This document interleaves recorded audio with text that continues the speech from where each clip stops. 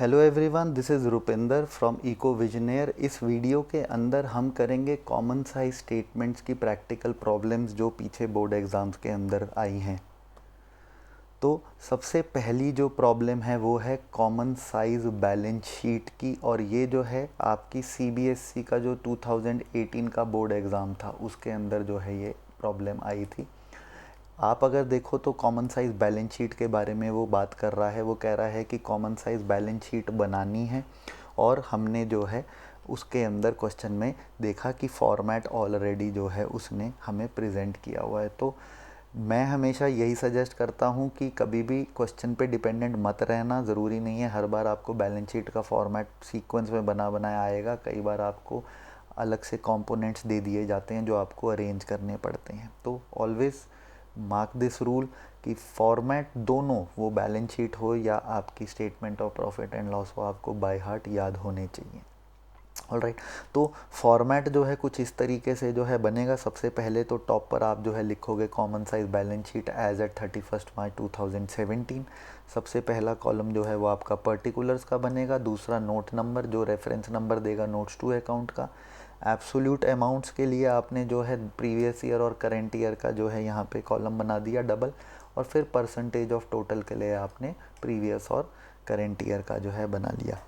अब हम सबसे पहले जब क्वेश्चन देखते हैं तो पहली चीज़ यहाँ पर इक्विटी एंड लाइबिलिटीज़ आ रही है, जिसके अंदर उसने 3 हेड्स दे रखे हैं। तो सबसे पहला जो है वो शेयर होल्डर फंड्स हैं। तो हम यहाँ से क्वेश्चन स्टार्ट करते हैं। सबसे पहले यहाँ पर जो है मैं लिखूँगा इक्विटी एंड लाइबिलिटीज़।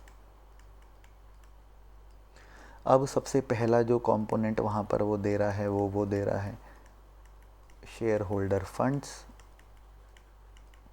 और जब शेयर होल्डर फंड्स की बात हो रही है तो वो प्रीवियस ईयर में जो है वो अमाउंट जो है 4 लाख है और इस साल 8 लाख है। तो मैं एज इट इज़ इसको जो है यहाँ पर आगे 4 लाख और 8 लाख जो है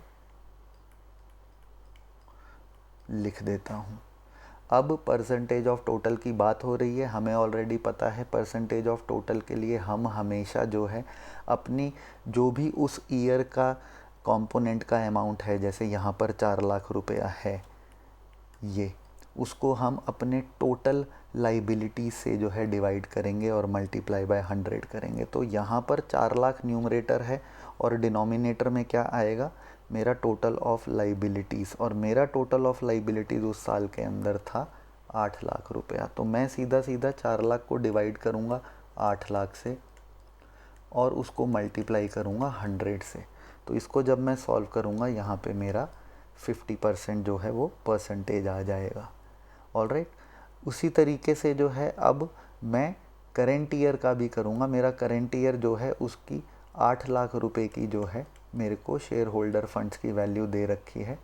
अब मैं जो है इसका टोटल उस ईयर का जब देखूँगा तो वो मेरा 16 लाख रुपया है। तो मैं इस 8 लाख को डिवाइड करूँगा 16 लाख से और मल्टीप्लाई करूँगा 100 से। तो जब मैं इसको कैलकुलेट करता हूँ तो वो भी 50 आ जाएगा। तो इस तरीके से ध्यान रखना है आपने, बेस जो है वो total of liabilities of that current year जो है लेना है।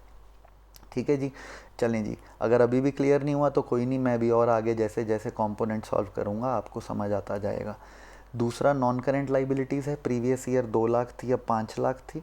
अगेन वही चीज़ करूँगा। सबसे पहले यहाँ पर लिखूँगा नंबर 2 और यहाँ पर लिखूँगा नॉन करेंट लाइबिलिटीज़। मैं हमेशा छोटा छोटा शॉर्ट में लिखता हूँ, लेकिन आपको मैं हमेशा सजेस्ट करूँगा कि पूरा लिखिए। मेरे को वीडियो की लेंथ की वजह से थोड़ा जल्दी लिखना पड़ता है, इसलिए मैं छोटा लिख देता हूँ। तो ये मेरी आ रही है 2 लाख और ये मेरी करेंट ईयर की आ रही है 5 लाख। जैसे मैंने कहा, मैंने इस 2 लाख को जो है परसेंटेज टोटल निकालने के लिए डिवाइड कर देना है उस साल के टोटल लाइबिलिटी से, और उस साल जो मेरा प्रीवियस ईयर था उसका टोटल 8 लाख था। ये देखिए यहाँ पर मैंने अभी पहले भी डिस्कस किया था ये। तो यही 8 लाख जो है यहाँ पे डिनोमिनेटर के अंदर मैं ले लूँगा। तो 2 lakh divided by 8 lakh into 100 जब करूँगा तो वो मेरा आएगा 25।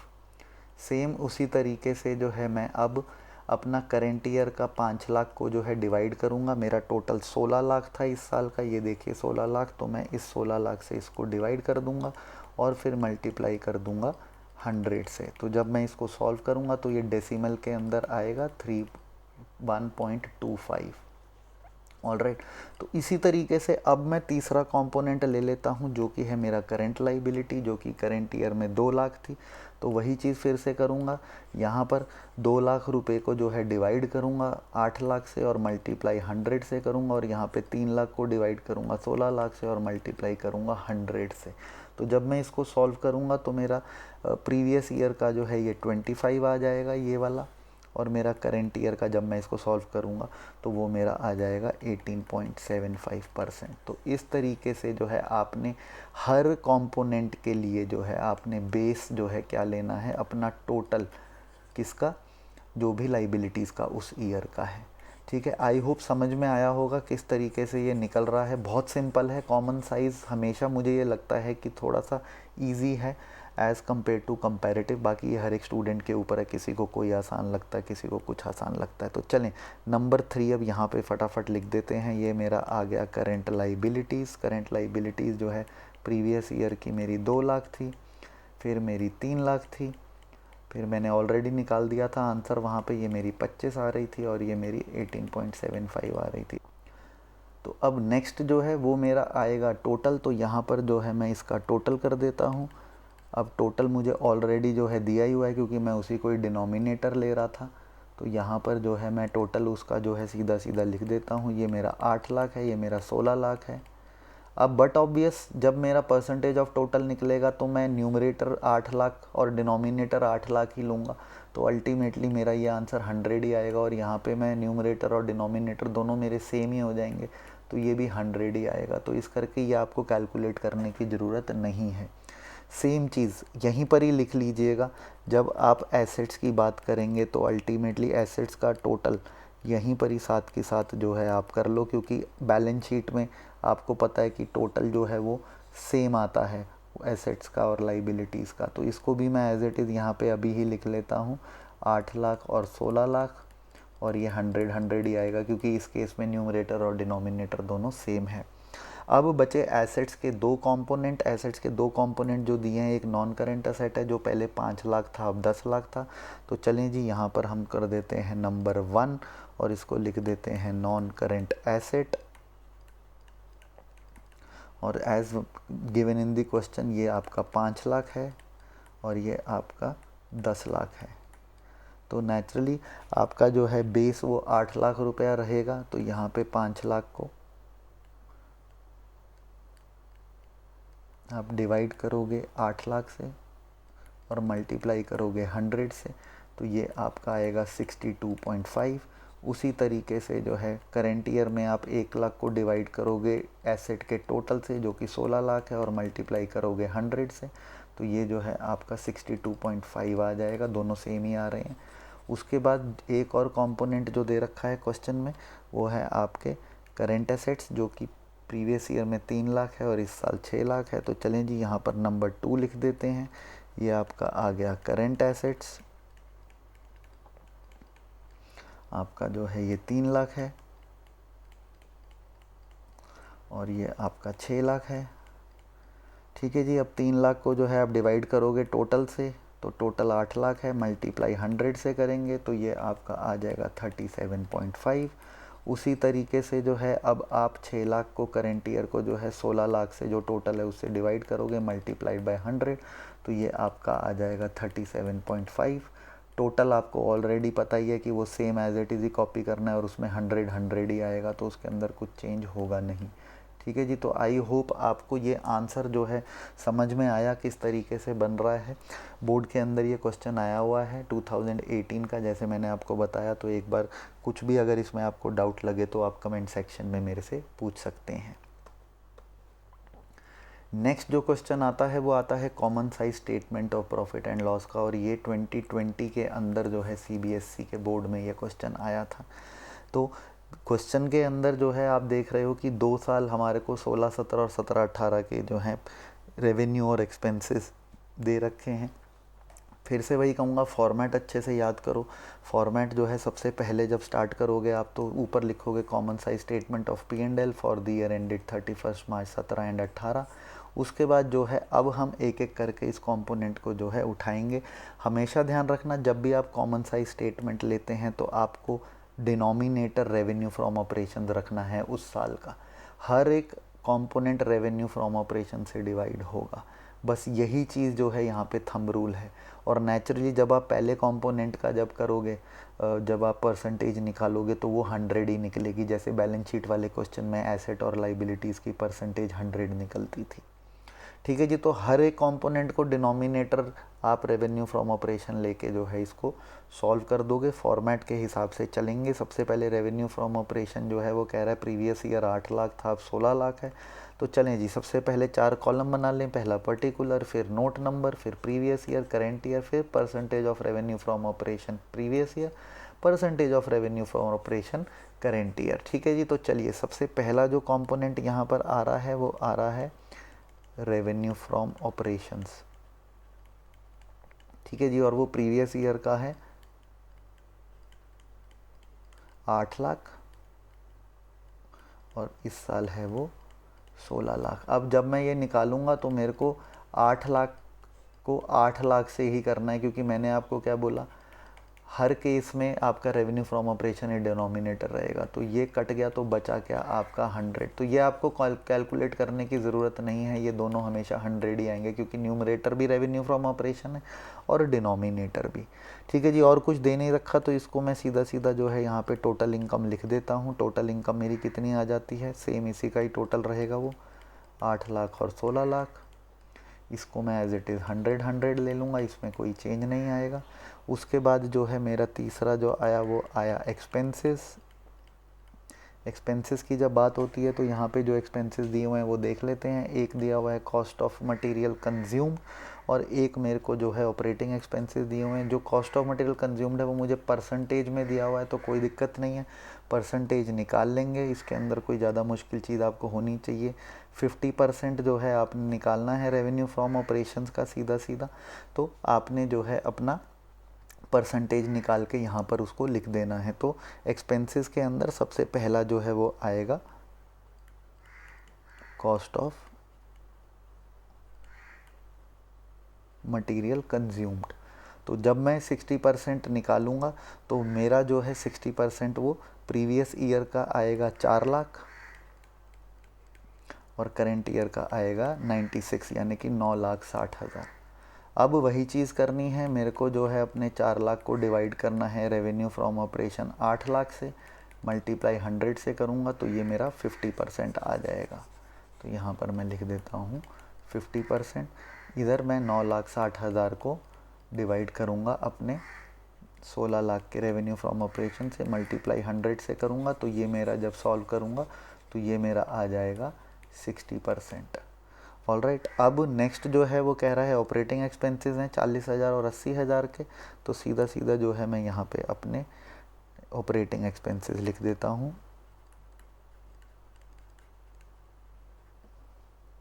40,000 और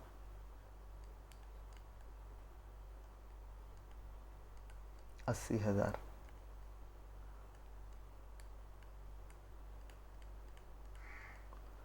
ऑलराइट। अब वही चीज़ फिर से 40,000 को डिवाइड करूँगा 8 लाख से, जो मेरा रेवेन्यू फ्रॉम ऑपरेशन है, मल्टीप्लाई करूँगा 100 से। तो जब इसको मैं सॉल्व करता हूँ तो ये मेरा कितना आ जाएगा, 5% आ जाएगा। सेम 80,000 को डिवाइड करूँगा 16 लाख, जो कि मेरा रेवेन्यू फ्रॉम ऑपरेशन है, और मल्टीप्लाई करूँगा 100 से। तो जब इसको मैं सॉल्व करता हूँ तो ये मेरा आ जाएगा 5%। ठीक है जी। चलें जी, ये हमारा जो है यहाँ पर हो गया कंप्लीट। अब जो है मैं यहाँ पे लिखूँगा टोटल एक्सपेंसेस। देखो मैं बिल्कुल फॉर्मेट के हिसाब से प्रेजेंट कर रहा हूँ, यही चीज़ आपने ध्यान रखनी है बच्चों। टोटल जो है इसका वो मेरा आया 4,40,000, तो ये आ गया 4,40,000 और ये 9,60,000 और 80,000 ये आ गया 10,40,000। सेम वही चीज़ यहाँ पर 4,40,000 को मैं डिवाइड करूँगा 8 लाख से, जो कि मेरा रेवेन्यू फ्रॉम ऑपरेशन है, मल्टीप्लाई करूँगा 100 से। ठीक है जी। इसको जब मैं कैलकुलेट करूँगा तो अल्टीमेटली जो है वो मेरा आंसर आएगा 55%। इधर 10,40,000 को मैं डिवाइड करूँगा अपने 16 लाख रेवेन्यू फ्रॉम ऑपरेशन से, मल्टीप्लाई करूँगा 100 से। इसको जब मैं सॉल्व करूँगा तो ये मेरा आ जाएगा 65%। ठीक है जी। चलें जी, अब जो नेक्स्ट आता है वो आता है profit before tax. Profit before tax जो है वो हमारा कितना आ जाएगा, वो आ जाएगा माइनस करके 3,60,000। और करेंट ईयर का कितना आता है 5,60,000। ऑलराइट, अब वही चीज़ जो है मैंने करनी है। आपको बता दूं किस तरीके से, आई होप समझ में आ गया होगा। अगर नहीं आया तो ये देख लीजिए, 8 लाख में से जो कि मेरा इनकम था, मैंने अपना 4,40,000 माइनस किया है, तो ये मेरा 3,60,000 आया। और यहाँ मैंने अपने रेवेन्यू में से 16 लाख में से अपना 10,40,000 जो है माइनस किया है। तो इस तरीके से जो है ये मेरा प्रॉफिट बिफोर टैक्स आ गया है। अब सेम चीज़ वही होगी, 3,60,000 है तो उसको मैं रेवेन्यू फ्रॉम ऑपरेशन से डिवाइड कर लूँगा, which is my 8 lakh multiply by 100। यहाँ पर 5,60,000 को जो है मैं डिवाइड कर लूँगा 16 लाख से और मल्टीप्लाई कर लूँगा 100 से। तो ये दोनों को जब मैं सॉल्व करता हूँ तो मेरा जो है आंसर वो आ जाएगा 45% और 35%। ठीक है जी। चलें जी, अब एक और चीज़ उसके अंदर दी हुई है जो कि है टैक्स। करेंट ईयर का उसने दिया हुआ है 40% और प्रीवियस ईयर का दिया हुआ है 30%। कोई दिक्कत नहीं है जी, इसके ऊपर टैक्स लगा देते हैं। तो यहाँ पर लिख दूंगा मैं माइनस टैक्स। सबसे पहले जो है आप प्रीवियस ईयर का 3,60,000 के ऊपर जो है लगा देंगे टैक्स। तो आपका 3,60,000 के ऊपर प्रीवियस ईयर का टैक्स कितना लगता है, यहाँ पे ये दे रखा है देखिए 30%। तो ये 30% टैक्स जो है मैंने लगा दिया अपने प्रॉफिट के ऊपर। तो ये मेरा आया 1,08,000।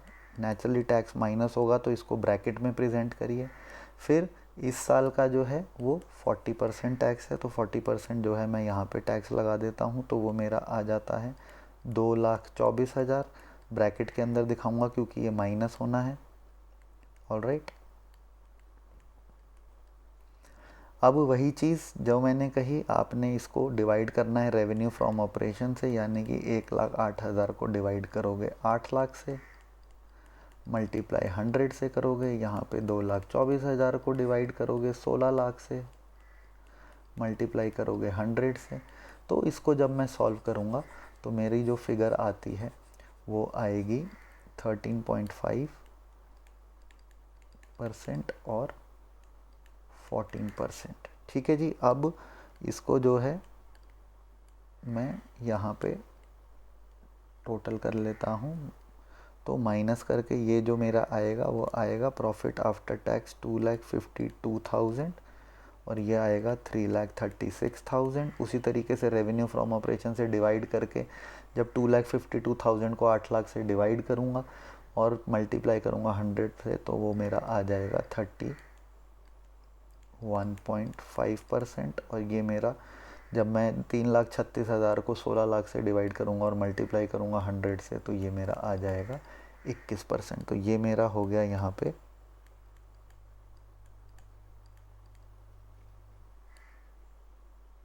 इधर मैं लिख देता हूँ प्रॉफिट आफ्टर टैक्स।